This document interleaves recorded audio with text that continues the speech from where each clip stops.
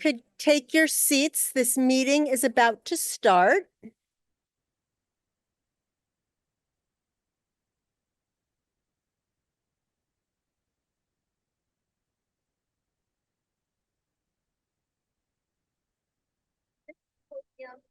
Microphone. Don't touch can they touch the mic or no? Come over here, guys. Okay. You're gonna gather around and you're gonna talk into that mic. Yeah. Don't touch it. Recording in progress. We're all talking. No. Oh, yeah. They need to move it closer. They'll fix it for you guys. Good evening. Oh, thanks. Thank you. Thank you. It's better. They just You could take your seats. They just something. We're going to begin. Hello. Hello. Look. Okay. Welcome to the May 2024 RTM budget meeting. My name is Alexis Vulgaris, the RTM moderator. As all members have received a copy of the call for tonight's meeting, the reading of the call will be omitted. This evening, we have a very special group that will be leading us in the pledge. Some of you may have seen the wonderful bake sale from being hosted by a group of students from Hamilton Ave who are participating in an Odyssey of the Mind World Finals. So I've asked them to recite the pledge for us, lead us in the pledge, and then they're going to tell us a little bit about what they're hoping to accomplish next week. Okay, it's all yours. Ready? This flag is over there. Up to. I pledge allegiance to the flag of the United States of America and to the republic for which it stands, one nation, under God, indivisible, with liberty and justice for all. Terrific. Now, why don't you tell us a little bit about the Odyssey of the Mind and what you're hoping to do next week? So Odyssey of the Mind is a problem-solving competition. And we won first place in state, so we will be going to the Odyssey of the Mind World Finals in Iowa.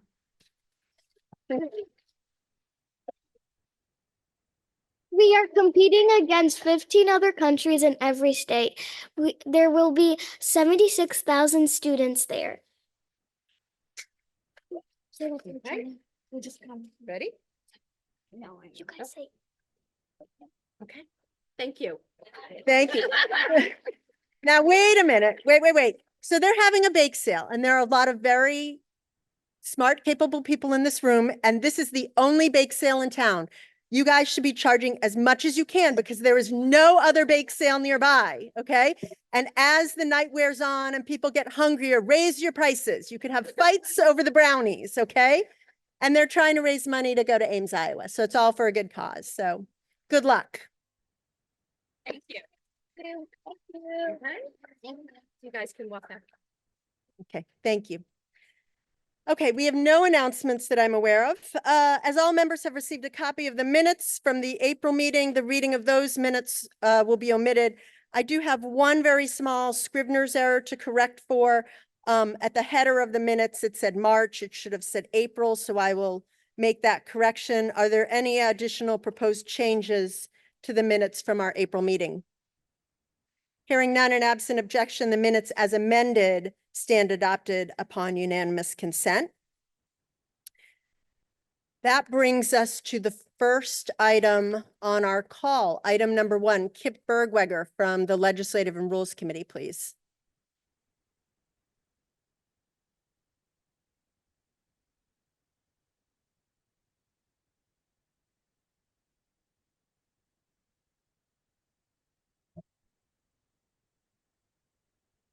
Resolved at the meeting of the RTM on Monday, May 13, 2024. If the business of the meeting has not been concluded by 12 midnight, the meeting shall adjourn at that time to meet again on Tuesday, May 14, 2024 at 7:00 p.m. at Central Middle School and via Zoom webinar. Legislative and Rules took this up last Monday evening. The vote was 10-0-0 in favor, with districts 1 and 7 absent. Thank you. And anybody who votes against this should be careful. Okay. All right. I like how you squeaked in your report before we even got a second. So,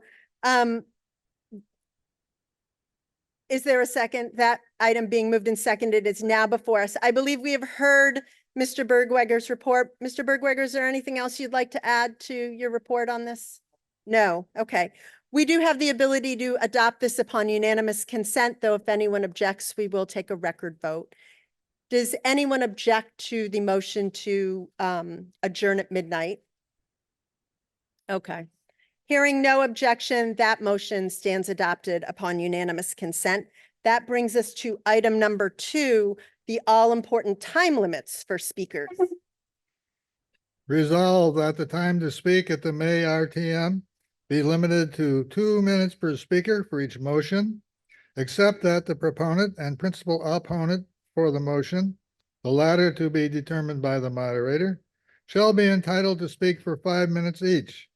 Committee reports shall be limited to 5 minutes each, except for education and finance. The Education and Finance Committee reports shall be limited to 7 minutes each. Thank you. Is there a second? Second, that item has been moved and seconded. Mr. Bergwegger, did you want to add anything to that? I'll do my committee report. Okay. Legislative and Rules took this up last Monday. Vote was in favor was 10-0-0 with districts 1 and 7 absent. Okay. Once again, this is an item that can be adopted upon unanimous consent. Does anyone object to the time limits put in place? If there's an objection, we will take a record vote. Hearing no objections, that item stands adopted upon unanimous consent. That now brings us to item number 3, the annual budget. I'd like to recognize Harry Fisher, Chairman of the Board of Estimate and Taxation, to give his report, his budget message, and then upon conclusion of that, he will move the item. He'll bring it forward. Thank you, Madam Moderator. Good evening, all. I sent a link to my budget message to all RTM members by email, and I hope you were all able to read it. The budget passed the $500 million mark for the first time, having passed $400 million 9 years ago. That includes a record amount of capital expenditures. While the increase in the total department operating budgets, including schools, is about 4.7%, the mill rate increase was kept at 2.8%. Factors that help keep the tax rate low are an increase in other revenues of 5.45% and an increase in the grand list of 1.08%. We kept the capital tax levy at a planned level of $58 million. I'll have more on that in a moment. For at least the second year in a row, the operating budgets of the town and the schools saw very little adjustment at the BET level. The challenge to the town is the bulging capital budget driven by the large capital projects for school buildings and DPW projects, including sewers. Total fiscal year 25 capital requests in all funds are $117 million plus interim fiscal 24 appropriations of $51 million, the latter primarily for this replacing this school's central middle. The town finances up to 90% of capital expenditures with debt financing in the markets, i.e. selling notes and bonds with a maximum maturity of 5 years. The Sewer Improvement Fund, the town issues 20-year debt. The budget then has a capital tax levy, which covers the amounts financed with current year's taxes, which for fiscal 25 is about 18% in the general fund. The levy also anticipates debt service in fiscal 25 of $42 million in the general fund out of a total levy of $58 million.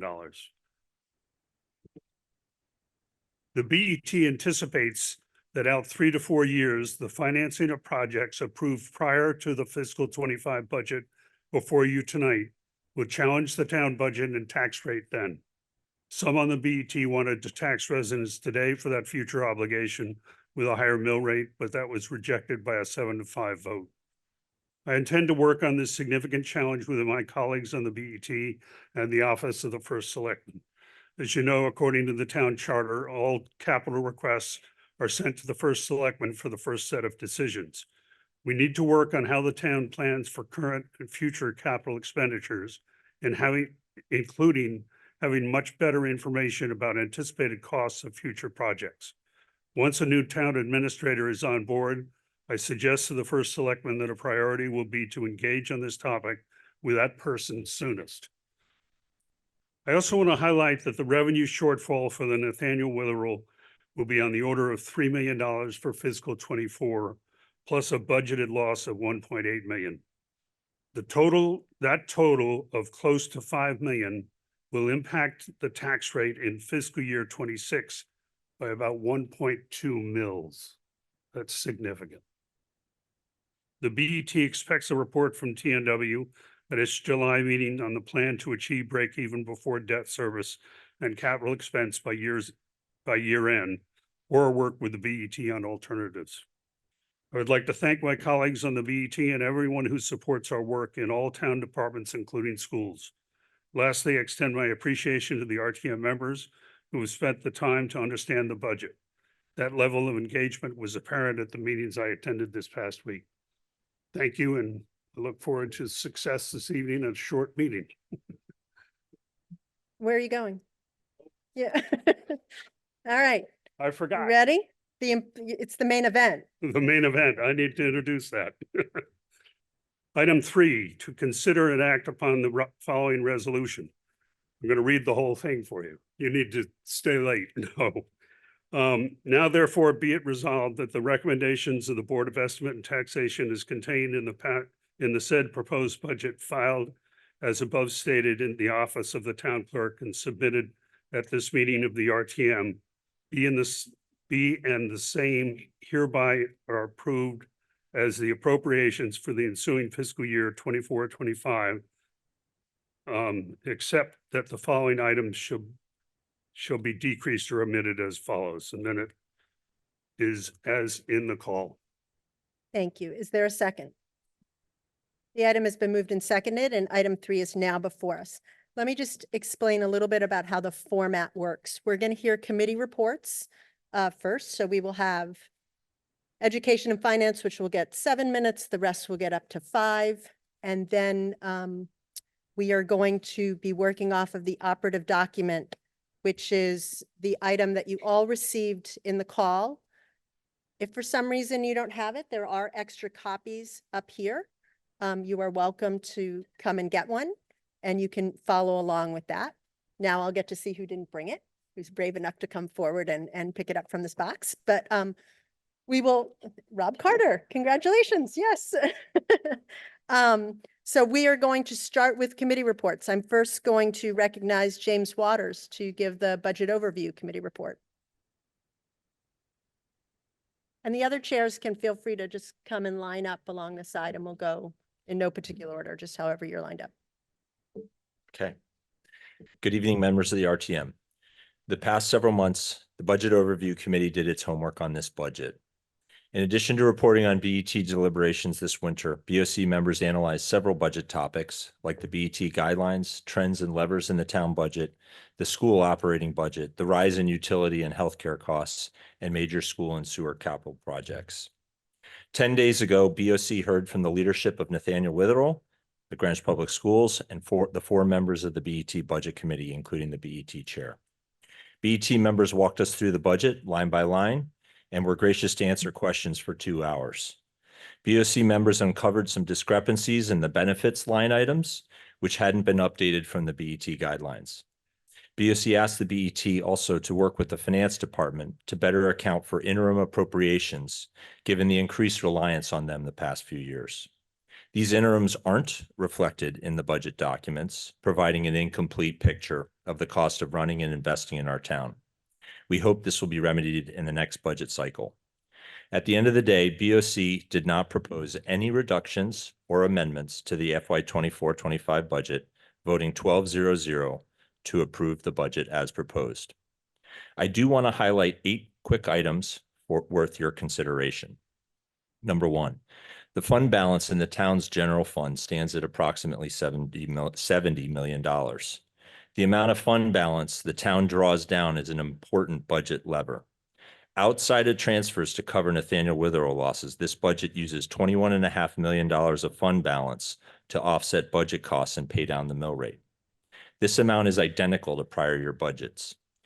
Members expressed an interest in greater transparency on this lever going forward. Second, additional budget drivers include the amount of debt netting down the capital tax levy, the maturity of debt driving annual debt service, and the estimation of non-tax revenue figures. The RTM should ask that these be highlighted and analyzed to position the town prudently, both in terms of the mill rate and appropriate spending. This budget exceeds the BET guidelines on capital, primarily because the guidelines didn't include known cost escalations from delaying the OGS renovation.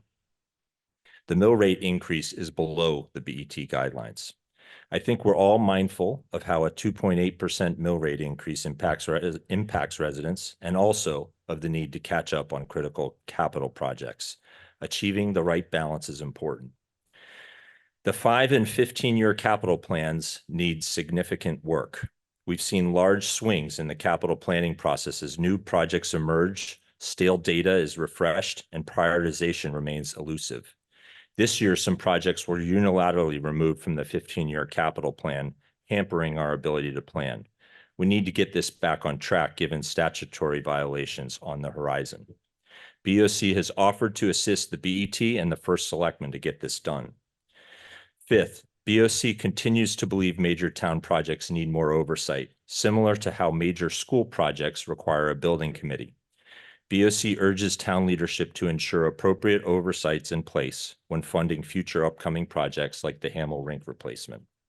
Sixth, BOC applauded this budget for acting on long-delayed items like the Glenville corridor. Members did speak, however, to a mismatch between what they're hearing from constituents about improving road safety and funding to that end. BOC members did ask the BET to reconsider the safety action plan, of which 80% will be reimbursed by the federal government. Seventh, this budget does not do much to curb rising utility costs. BOC members are glad the RTM is taking this seriously, and we urge the next budget to make demonstrable progress on it. And finally, BOC heard that the OGS renovation provided with $43 million in this budget to keep the project on track to start summer 2025 has not been provided with an adequate owner contingency, which protects the town. The BET is aware that an interim appropriation likely will be needed, and the RTM should expect that sometime this fall. While we had some sharply differing perspectives, on a personal level, I'm proud of BOC's ability to come to a consensus on this budget. Thank you. Thank you very much. Who's up next? Allison Solar, Chair of Health and Human Services Committee. 5 minutes. There we go. Thank you. Thanks. Good evening. Health and Human Services oversees 5 budgets: Commission on Aging, GEMS, Health Department, Human Services, and Nathaniel Witherall. Much of these departments' work directly helps the lives of many, many residents, from life-saving GEMS initiatives to Human Services helping families in need to serving our most vulnerable seniors at Nathaniel Witherall.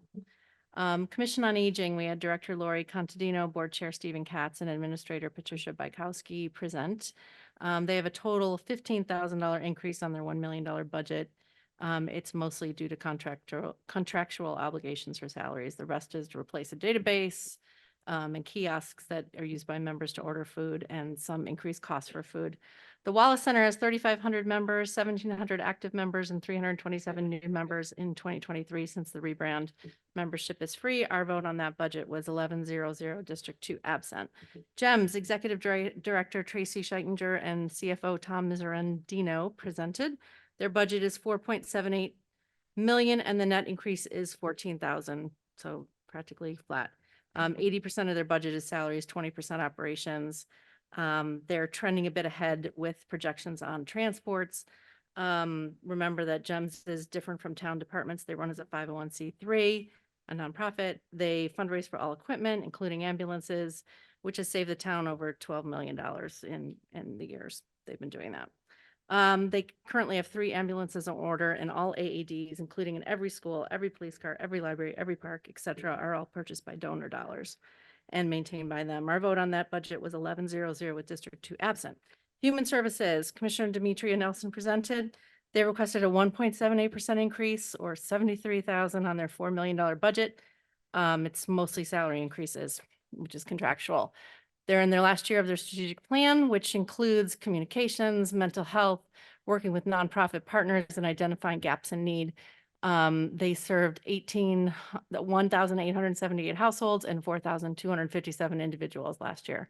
And our vote was 11-0-0 with District 2 absent. Health Department, Director Caroline Baisley presented. The proposed Health Department budget is 2.7 million, an increase of 1.87 over last year. It's 85% full-time salaries, 5% part-time salaries, all contractual, and the other 10% is small increases for administration, environmental services, et cetera. Small amounts. Overall, Ms. Baisley estimates the revenue for the Health Department will be 515,000, which is an increase from this year of 468,000. They also receive a number of state and federal grants. Our vote on that budget was 12-0-0. Nathaniel Witherall, Board Chair Brad Markowitz, Executive Director John Masternardi, and Director of Finance Joan Lynch presented. As we've heard, the BET approved their budget with the condition that they come back in July with a strategic plan to break even by December 2024. Mr. Markowitz stated that the break even is measured before capital and debt expenses. He said he truly believed that they should be able to run a 5-star facility at break even and that this is an attainable goal. There were capital items that were not approved by the BET. The first was ceiling replacements that will likely be funded by the Friends of Nathaniel Witherall as part of their beautification plans. And there are 2 plumbing projects that required more detail, and they will likely be returning to the RTM for interim appropriations for those. The $33 million budget is based on projected 184 census. Currently, the census is lower in the high 170s, but the number has increased in April since they have implemented a number of new initiatives. They expect Medicare rate to increase in July, but to be conservative in their estimates, they have not budgeted for that increase. They have budgeted for 5-star staffing ratios. Our committee had lots of questions regarding the bad debt, uncollected debt on the financials. Ms. Lynch said that the uncollectibles, the 1.3 million had been allocated in fiscal 23.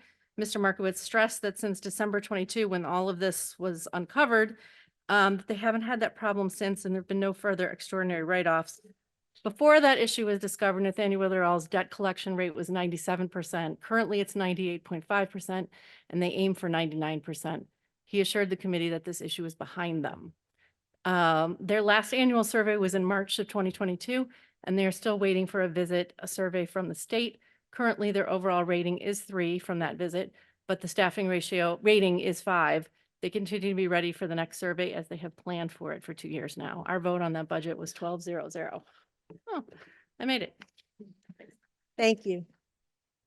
Cheryl Moss, Chair of our Public Works Committee.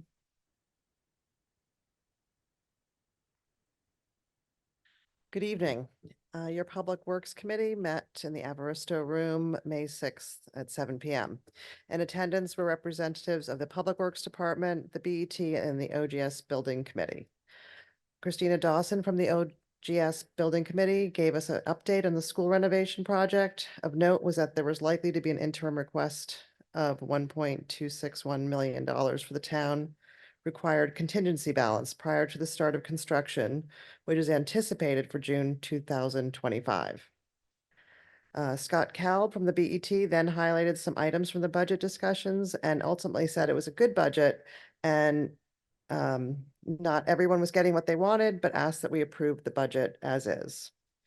Notable changes for DPW. These include $1.25 million reduction to highways repaving, $50,000 reduced from Byram traffic safety improvements, $300,000 traffic signal poles maintenance study cut, $350,000 reduced from Greenwich Avenue ADA improvements, $300,000 Grove Lane drainage project was cut. 2.9 million Glenville corridor project was added and conditioned on reimbursement by the state. Shore Road sidewalk study, the north phase was cut, but the south phase, $125,000 was conditioned on public input. $500,000 traffic and pedestrian safety study was cut. Members noted that the removal of this study was particularly concerning. Mr. Kalb mentioned that this may be reintroduced in June by the Board of Selectmen in conjunction with DPW. When asked why it was cut, Ms. Jansen commented it should be taken into consideration what the goals of the study are to see if they align with Greenwich's narrow streets and not a need to have. Our subcommittees gave their reports and no motions were made to cut any further items from the budget. Thank you. Thank you. Greg Zorthian, Chair of our Finance Committee. He'll have 7 minutes.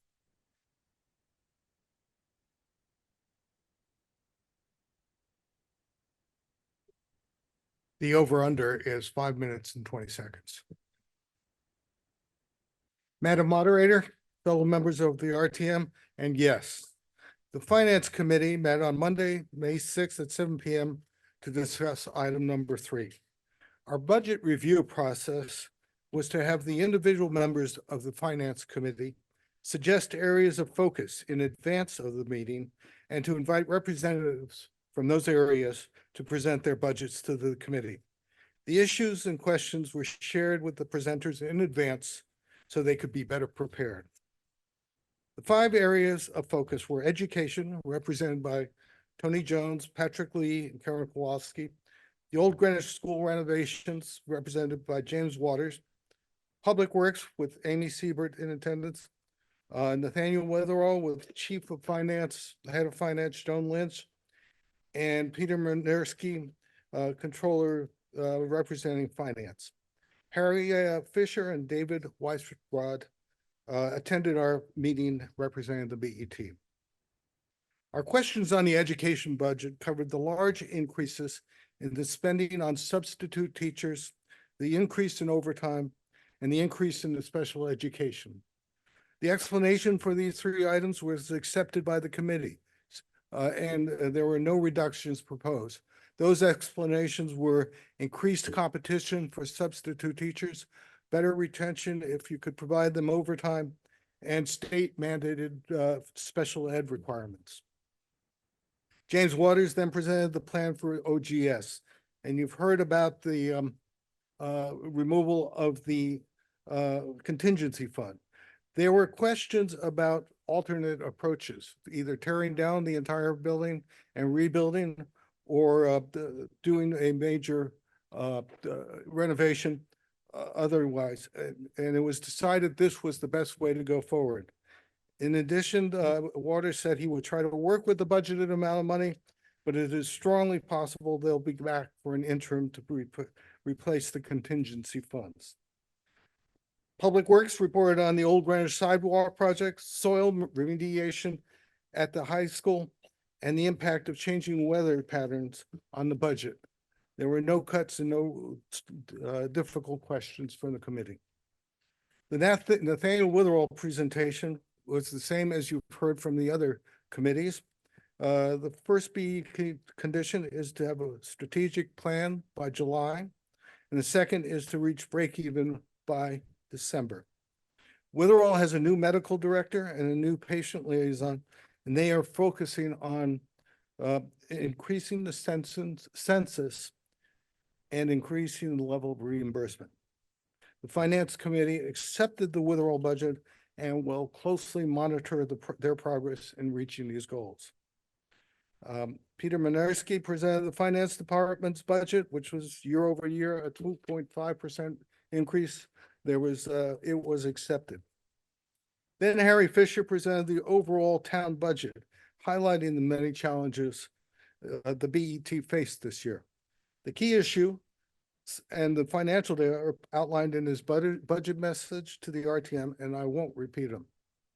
Much of our discussion at the BET with the BET representatives centered around a looming debt bond. Capital tax is 58 million, while capital spending is 143 million. At the current plan to spend and tax over the next 5 years, Greenwich's debt will grow from 149 million to 303 million. The BET chairman stated that this is an urgent issue which needs to be addressed, and the fix is a top priority for the BET. A key to planning for and dealing with these challenges is to continue to make progress in refining and improving our 15-year capital planning process. The Finance Committee will make it a priority as well. To summarize, no motions to amend item 3 were made at Finance, and the item was approved unanimously by voice vote. Yeah, you just made it. Josh Brown, Chairman of our Town Services Committee, because you're not giving one for labor contracts. We have no Yeah. budget. LCC has no budget responsibility. Five. No, Mr. Brown is only getting 5. I'll take 3 and do Yeah. my best. Madam Moderator, fellow members and guests, the Town Services Committee formed working groups to look at the different areas assigned to town services. We included both the delegates and alternates as part of that process, and they looked into those areas. They met with various department heads. We had police and GEMS come to our April meeting, and fire came to our May meeting to discuss their budgets. The other areas of the other departments were covered by conference calls or meetings otherwise with the department leaders. Overall, most department budgets had minor increases, many zero, some large, some, kind of in line with what was expected. Many of the increases driven by contractual agreements. Some areas saw adjustments to be more in line with experience, and the fire department was one area where we've seen some interim appropriations due to the cost and need for some supplies. So that was kind of a true up process that a number of the department heads articulated as we talked about it. The different budget areas was the 101 RTM. There's a 20% increase driven by the rental and running these meetings. The ethics board was flat at 0%. Emergency operations had an 8% increase, mainly driven through personnel and allocation costs. First Selectmen's budget 1.5%, driven by salaries. Purchasing pretty much flat, driven by salaries. They removed a buyer position. Administrative services had an 8% increase, looked at more temporary services. Human resources had a 4.8% increases, driven by salaries. Registrar of voters had a 26, almost 27% increase, driven by the costs related to the upcoming elections. Information technology, God bless you, 3.1% increase, driven by increases in software maintenance cost, with also a very keen focus on cybersecurity. Town clerk's office, 5.1% increase, usual increases through the personnel costs, as well as some new software to help people research and view the files and archives that they maintain. Fire department, 7.6% increase, mainly driven by personnel costs, lots more overtime, experience in the maintenance costs as I just described, and more costs for protective gear and station uniforms. There's also some state mandates that have finally landed and that we now need to implement. So that contributed. On the salary line, there is a contingency, sorry, not a contingency, but it's being held back. It's conditioned based on a report and analysis on overtime costs. Both fire and police have a similar condition on the salaries. And then there's also more training costs for it. Very positive news in that the BET supported the replacement of 2 engines. The average or the current expectation is that we won't see those for at least 3 years, maybe 4 years, just because of the backlog in that area. And so we hope that we'll continue to see the replacement of the oldest vehicles and get back into lower maintenance costs through that process. Police department had a 2.2% increase, nothing particular. They were hiring ahead to be able to fill slots in the training academies. And the hope is that that will ultimately be able to reduce some overtime costs. As I indicated, that's also has a condition based on a report. And they're replacing their usual 5 police cars. And GEMS, pretty much a flat, as you just heard, flat increase in their budget. Overall, town services had no concerns or issues raised during the discussion. The vote was 12-0-0, no motions to reduce. Wanted to take the opportunity to thank all the department leaders for meeting with our teams and presenting their information, as well as to the members of the Town Services Committee for their time and efforts to do so. Thank you. Thank you. What do you have? 44 seconds left, not bad. Catherine LeBalbo, Moderator Pro Tem and Chair of the Parks and Recreation Committee. Thank you, Moderator Vulgaris. Good evening. Your Park and Rec Committee took up the budget operating and capital last Tuesday, May 7th. PNR saw a budget increase from 13,159,000 to just under $14 million, or a 6.1% increase. This increase reflects and accommodates a $200,000 shift directed by the BET from a capital expense in tree maintenance to the operating budget, and a $300,000 increase to Eastern Civic Center for a return of staffing that was cut in a prior budget year while Eastern Civic Center was under construction. Otherwise, all services really remain steady with a 2% to 3% increase across the board in the operating budget. We did note that the majority of the labor in the operating budget is concentrated in parks and fields at around $4 million. And that field remediation in the capital budget required an additional $6 million for Greenwich High School's fields and $2 million at Western Middle School. Often we talk about the school fields because they pull double duty, serving both our students, but also a lot of the park and recreational needs as well, and other not-for-profit groups. The total for the remediation projects at these two sites is now coming close to, I think, about $50 million for those two projects combined. Dorothy Hamill plans are still recommending building on the Strasser Ball Field. We encourage members in the community to attend ongoing related meetings to planning and zoning in terms of siting of the building. There's no funding for that in this year's capital budget, though we may see it in a future budget.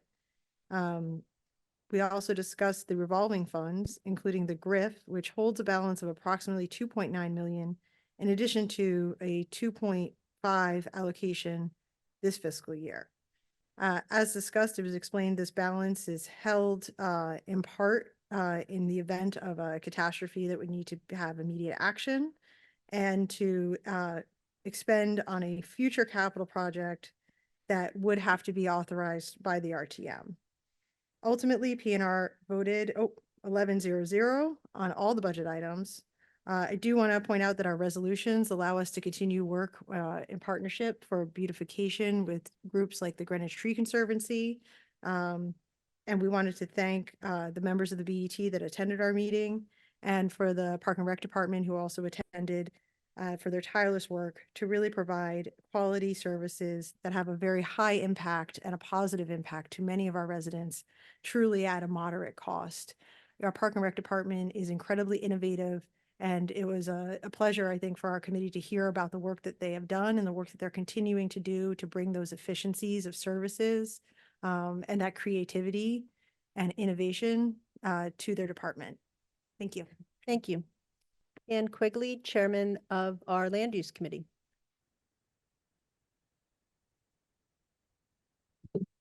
Thank you, Madam Moderator, RTM members. Good evening. At the LUC meeting, special guests were present from the BET, Elliot Alchek and David Alfano, and also members of the DPW were there. We didn't have a lot of issues in terms of the budget pertaining directly to the LUC committee, but we did have discussions on various items. Mr. Alchek noted that both the school projects were moving forward at CMS and OGS, and there was a sense during the conversation with both Mr. Alfano and Mr. Alchek that there was a little bit more of a spirit of camaraderie, or at least compromise in the BET. There were efforts on both sides to make concessions to get votes passed, which I think everybody was happy to hear.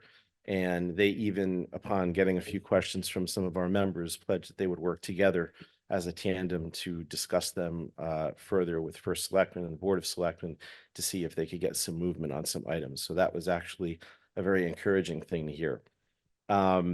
Peter Berg, one of our delegates on the LUC, submitted several questions in writing prior to the meeting. One question was why the request by the First Selectman for an additional zoning enforcement officer and a sustainability officer were cut. Both Mr. Alchek and Mr. Alfano responded that it was a tough thing to pass. Each side had compromised on a lot of issues, and this was one where there was a little bit of a logjam. They both said that there were hopes that they could find ways at Town Hall to make the salaries of these potential new positions offset by revenues. And until they could do that, they were unsure whether or not this would go through. But they expect that this would probably come back to the budget process next year. One of our delegates, Francia Alvarez, also asked why we don't simply raise the price of zoning permits to pay for the new zoning officer. And while the BET cannot make that decision on its own, both members who were there said that they would actually take that into consideration, look at it, and bring it up with the Board of Selectmen. So that was an encouraging piece of news. We also had members of the DPW there to present and to go over their budget. Most of the land use related issues that they usually bring up are related to paving roads and things such as that. They felt that they kept their budget as tight as possible. They were very respectful of the process. And Jim Michael said that they're looking to pave Greenwich Avenue in the near future, which is a lot more expensive than a lot of the other roads because the work has to be done at night. So the labor costs that go into it are much higher. And we learned that Greenwich Avenue has actually not been paved. Does anyone want to take a guess when the last time it was paved? Anybody? Madam Moderator, you're a trivia buff. No, keep going. That's not Big fair. one. You were at the meeting. 41 years. 41 years. So they're waiting for Aquarian to finish the work that they're doing. And obviously, Eversource has had a lot of issues that they've had to remediate on Greenwich Avenue as well. So once that's done, the idea is that they're going to wait to do that and then pave the Ave. So there's no like deconstructing of the new work that they did. We did not make any motions at the LUC, and our committee voted to pass both the budget and the budget resolutions by unanimous consent, 12-0-0. Thank you. Thank you. Mr. Bergweger with the Legislative and Rules Committee report. To be followed by Anthony Moore, and then Steve Rubin's online. He'll give the final report. Thank you, Madam Moderator. Fellow members, guests, the legislative rules I mentioned before met on Monday evening. On item 3, we had input from Barbara Schellenberg, the town attorney, and from Karen Fatsiliotis and Stephen Phelps of the BET. We first took up the law department budget, which is increased by only 0.6%. And they've had various personnel changes and reevaluating their staffing needs. But the biggest expenditure is for outside counsel, which Ms. Schellenberger noted is staying the same year over year as the department is keeping more litigation in-house. Our committee spent some time discussing the action by the town administrator regarding costs of defending federal litigation affecting the needs of students with special needs. It used to be covered by the Board of Education. Now it's being split 50-50 with the BOE and the law department. The vote on the law department budget was 11-0-0 with District 1 absent. The probate court budget has stayed the same for a number of years. And we are required by law to provide the things that the budget covers. So if anybody wants to vote against it, well, we don't want the state police to arrive here. So we voted 11-0-0 with District 1 absent. We also voted to correct a scrivener's error in the general budget resolution, item paragraph 22, and I'll make the motion to correct that whenever it's appropriate. I was also noted that there's another scrivener's error that we could correct at the same time. Fantastic. Okay. Anthony Moore, Chairman of our Transportation Committee. Thank you, Madam Moderator, members.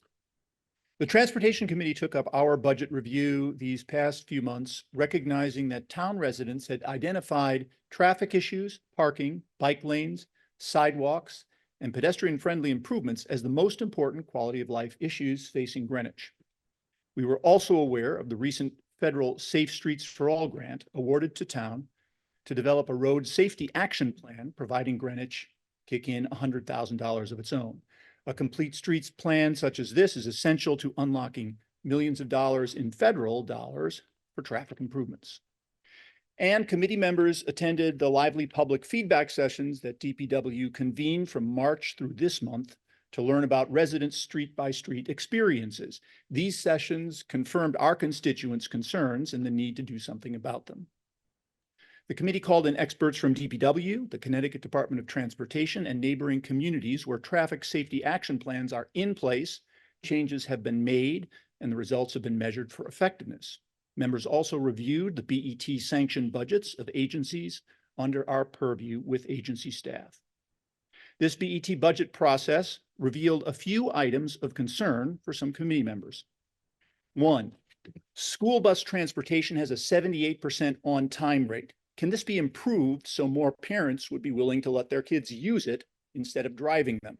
Increasing bus usage is a key plan of conservation and development goal.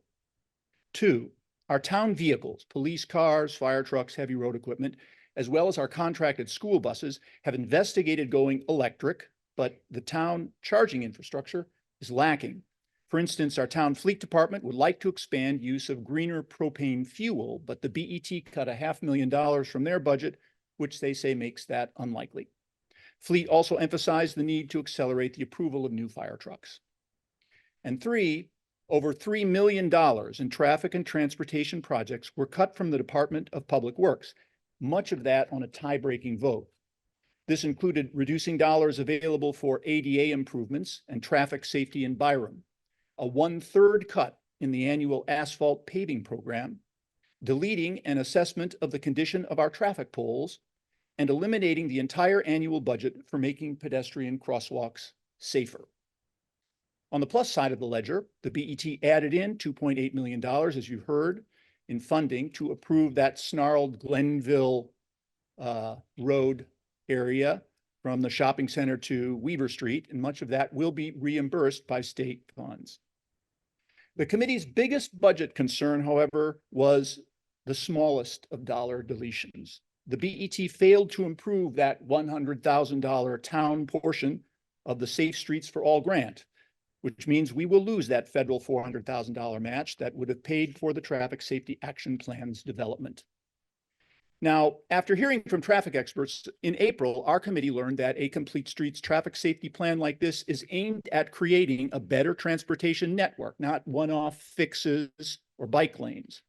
Implementation in other Connecticut communities has led to a data-verified reduction in cars hitting pedestrians and bicycles, and an improvement in automobile transit times from point to point, despite slower speeds. So we unanimously adopted a sense of the committee resolution urging the BET to reconsider its decision to deny our town this opportunity.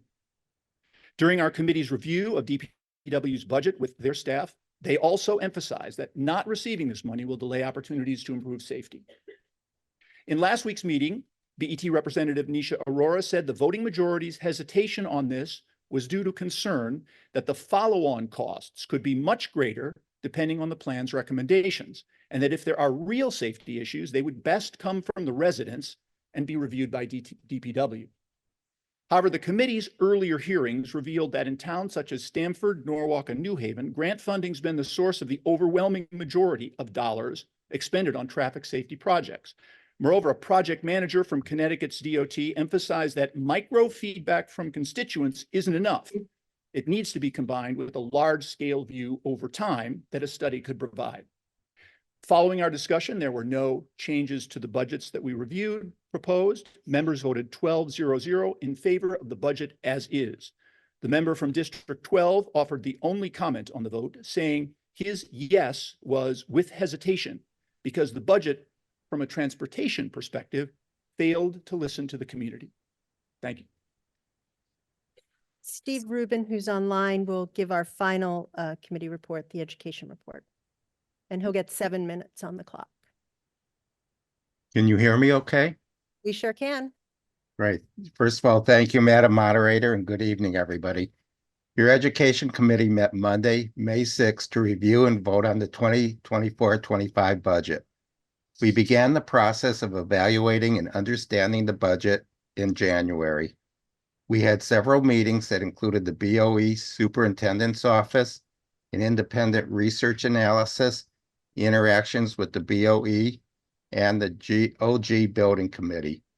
Our 20 subcommittees met privately with all 15 of the public schools, the superintendent's office, the libraries, and the Bruce Museum. We created a template to ensure that the same key points would be addressed at each meeting. The first part of our operating budget is the non-BOE operating items.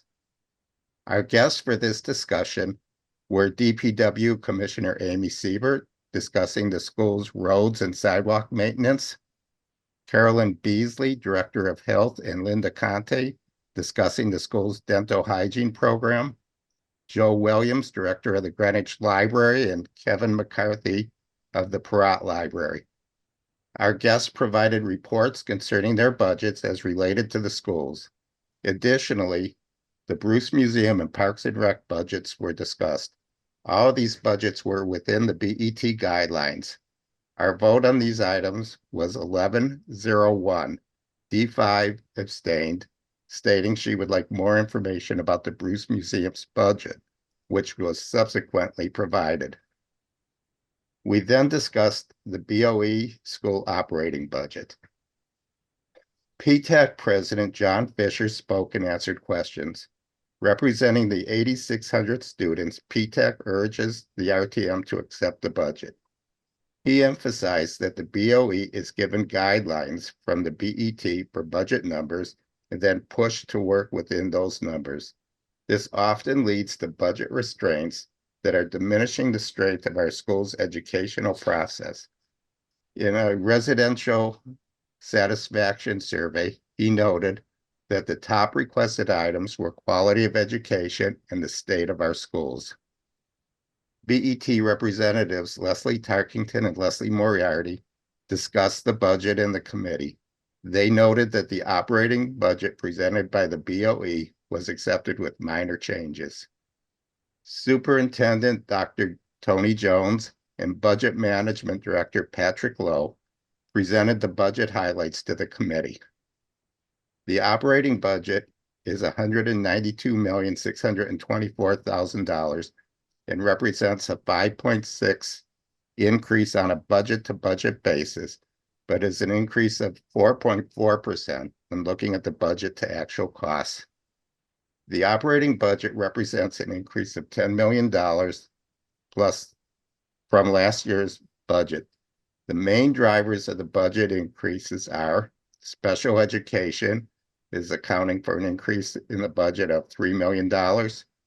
Transportation, a contracted amount without the ability to modify, represents an increase of $393,000.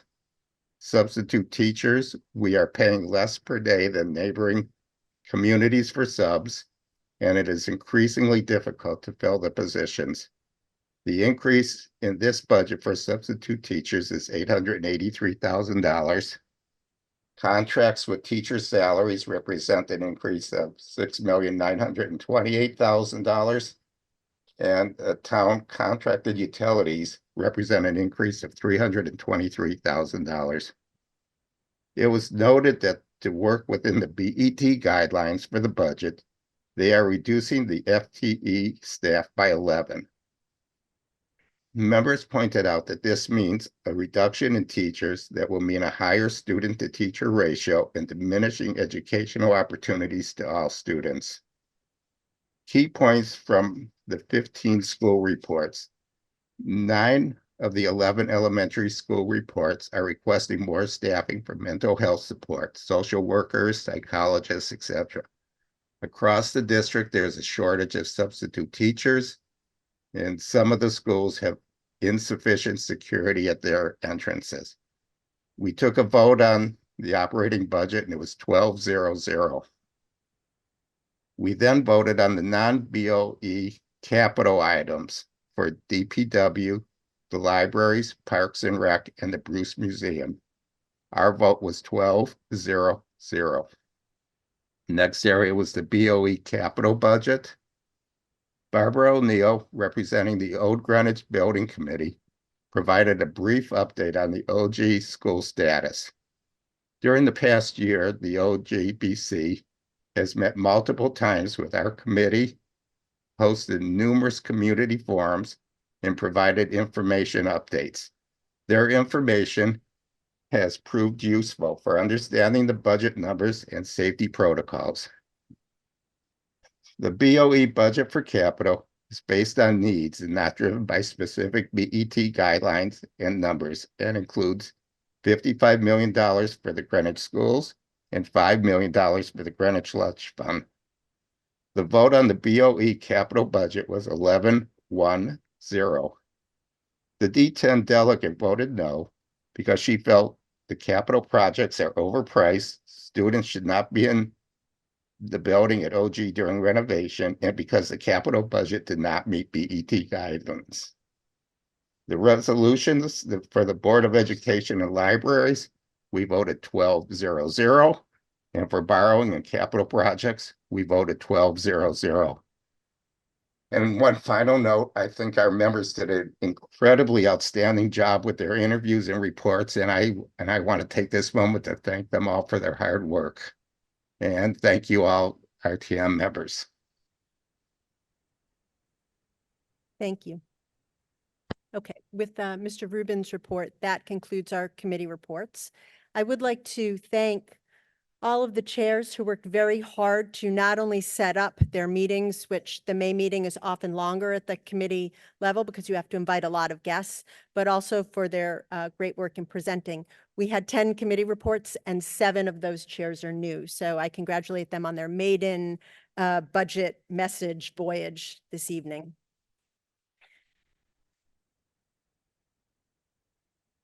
Okay, now comes the fun part. Okay, we're all going to use the operative document. I'm going to start to read them one by one, major object code by major object code. Once I call it, we don't go back. If you realize, once I call 101 representative town meeting, you can't, when I'm at 210, say I'd like to go back. So you have to, if anyone intends to make a motion, you have to get my attention. I am not aware of any districts or committees that are making a motion. As you know, the RTM can't increase. We can only decrease or reduce.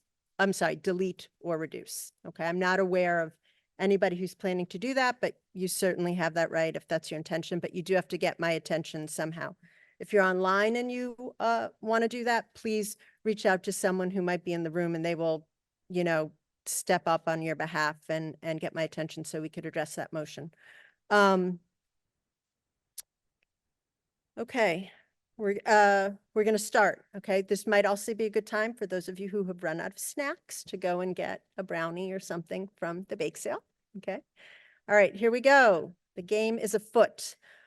101 representative town meeting, 102 ethics, 103 historical district commission, 104 emergency operations, 105 office of the first selectman, 106 purchasing, 107 administrative services, 109 human resources, 111 probate court, 120 register of voters, 130 finance, 134 information technology, 135 assessor, 136 board of assessment appeals, 139 tax collector, 140 law, 150 town clerk, 161 planning and zoning board of appeals, 170 condemnation commission, 171 planning and zoning commission, 172 conservation commission, 173 inland wetlands and watercourses, one word, agency, 174 land use administration, 195 commission on aging. Now we're in the fire department. 201 fire administration, 202 fire training, 204 fire marshal, 205 firefighting force, 206 fire apparatus and equipment, 207 fire department buildings, 208 volunteers. Now we go to the police department, 211 police administration, 212 police dispatch and communications. Oh. What happened? It went out, I think. All right, well, I'll project. Where were we? Did we do police administration? 212, I did dispatch and communications, or I'll say it again. 212, police dispatch and communications. I didn't touch anything, I swear. Have I ever mentioned that I dislike technology? Okay.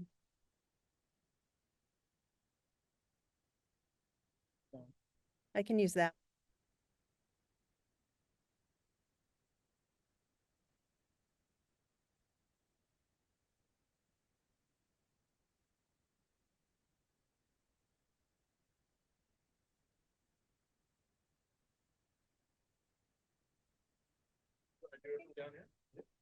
Is that one working? Yeah, that was working. That one's working? Yeah, make sure it's working. Yeah, don't touch it.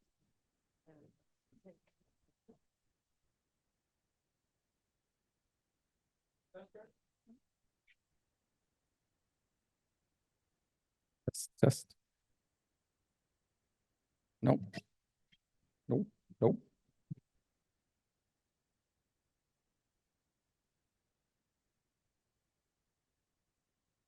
All right, is that working? Is this working? Can you hear me now? No, all that for nothing? Hang on. All right. I'm just going to keep reading from here. It's a whole different view. I don't feel as comfortable. I'm not in my nest, but we'll wing it, okay? So I'm going to do 212 police dispatch and communications, 213 police general services, 216 police criminal investigation, 217 police uniform patrol.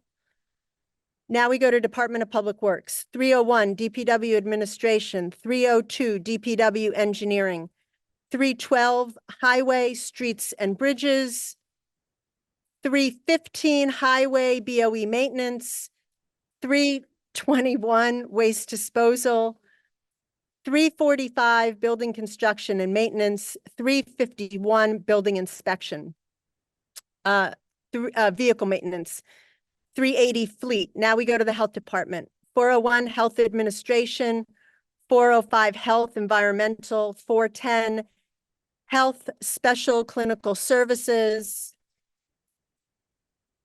415 health family health, 425 health laboratories. Now we're in external entities, 440 external entities. Human services, 501 human services administration, 502 human services adult and family services, 509 human services aging homemaker only services. Now we're in schools, 600 BOE administration, 620 BOE instruction, 640 BOE plant operations, 650 BOE plant maintenance, 660 BOE pupil transportation, 675 BOE student activities. Okay. I'll wait until I go back to my nest so it's not as distracting or disruptive.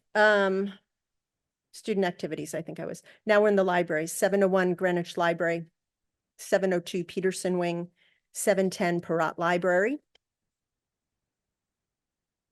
Parks and Rec, 801 Parks and Rec Administration, 811 Parks and Rec Recreation Supervision, 812 Recreation Organization Recreation, I'm not sure what that is. 814 Eastern Civic Center, 815 Community Centers, 816 Skating Rink, 817 Western Civic Center, 821 Parks and Trees Administration, 822 P&T, it must be Parks and Trees, Playgrounds, Parks, Playgrounds and Fields. 825 P&T Equipment Maintenance, 829 P&T Trees, 831 Marine Supervision, 832 Marine Maintenance, 833 Marine Beaches, 834 Marine Harbors and Boating Facilities. Now we're down into fixed charges. 901 Employee Benefits, 902 Unemployment and Workers' Compensation, 908 Insurance, 911 Taxes for Town Properties, 950 Repayment of Old Debt Principal, 999 Transfer to Other Funds. Now we are going to move over to capital. So that concludes your operational. Capital starts at page 11. 134, information technology, 206, fire apparatus, 207, fire buildings, 213, police general services, 312, DPW highways, streets and bridges, 315, DPW BOE projects done by DPW, 345, DPW building construction and maintenance, 380, fleet, 440, external entities, 680 Board of Education, 701 Greenwich Library, 710 Parat, 822 Parks and Recreation, Parks, Playgrounds and Fields, 833 Parks and Recreation Beaches, 834 Parks and Recreations, Harbors and Boating Facilities, 999 Fixed Charges, Sewer Maintenance Fund, 361 DPW Sewer Maintenance, 361 Sewer Improvement, 450 Nathaniel Witherell. Page 15, 670 School Lunch.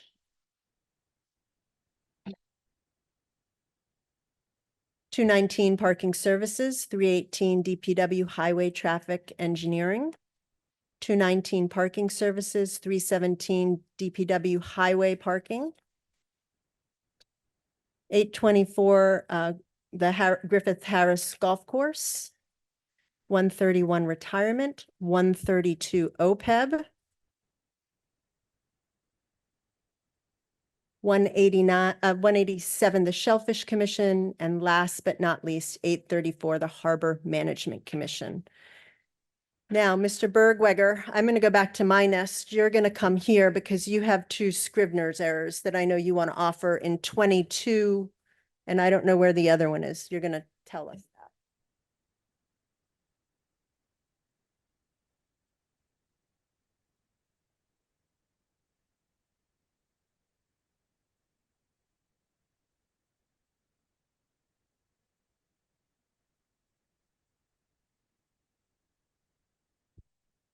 Thank you, Madam Moderator.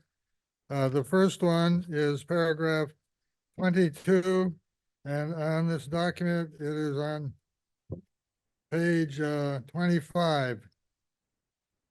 And it's both 22A and B. It presently reads in each case that the Greenwich Senior Center is authorized to accept donations of cash from the Friends of the Greenwich Senior Center, Inc.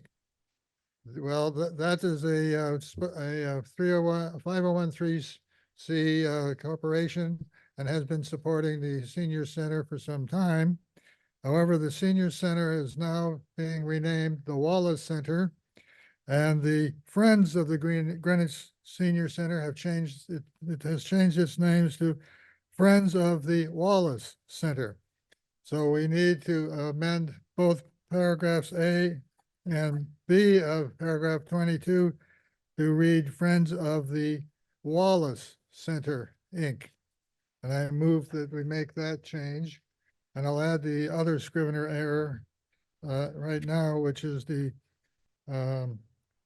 end of this resolution. And then again in the instrument, it's at page 33, paragraph E, and it says, subject to approval of BET, each town department with unspent funds from the previously approved ARPA committee projects shall be permitted to transfer such unspent funds to other APRA committee. So we have ARPA and APRA, and one of those is wrong. It's the second one. It should be ARPA in both cases. So we move to make that change as well. Great, thank you.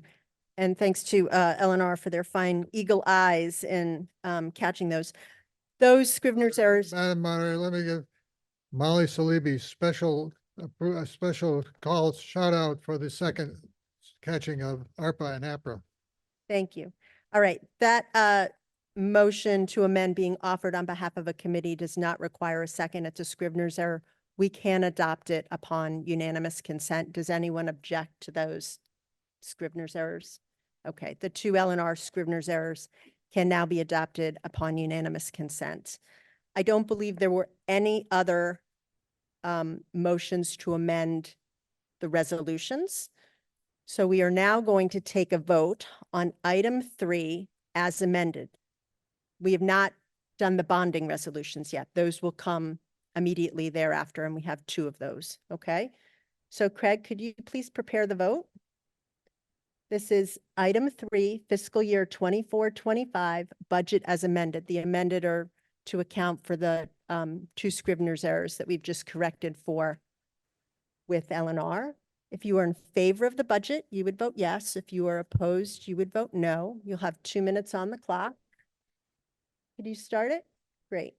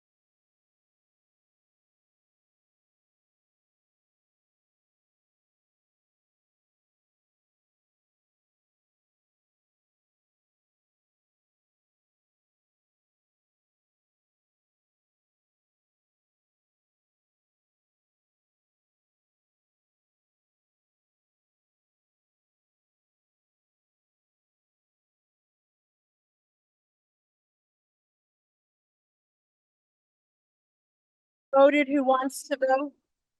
Check your clickers, make sure that however you have voted is lit up the way you want it to do. I'm going to close the vote, okay?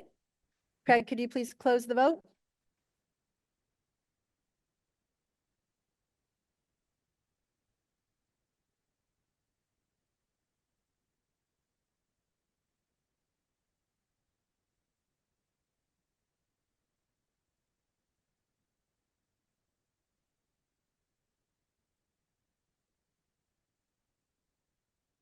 Okay, I have the vote on the capital budget bonding resolution. Those in favor, 194, opposed 1, abstaining 1. That bonding resolution has carried. Craig, can you please show the result?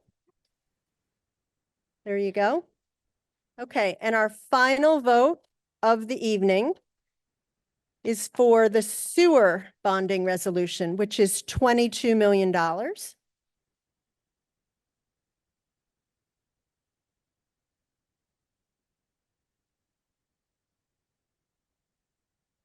Okay, so we're going to open the vote. This is the bonding resolution for our sewers. Again, it does need 116 to pass.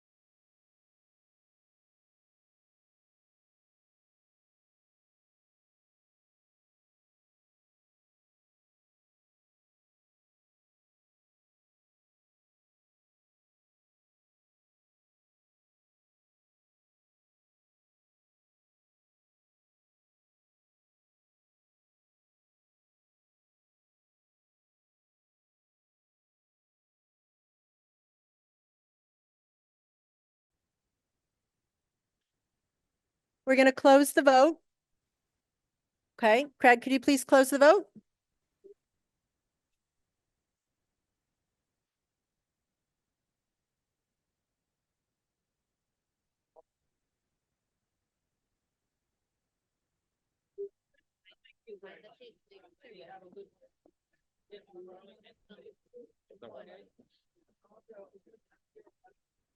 Okay, I have the vote on the bonding resolution for the sewer fund. Those in favor, 195, opposed 1, abstaining 0. That bonding resolution has carried. Craig, could you please show the? There you go. So I thank you all for perhaps one of the second fastest budget meeting. There being no further business, this meeting stands adjourned 8:22. I'll see you all in June.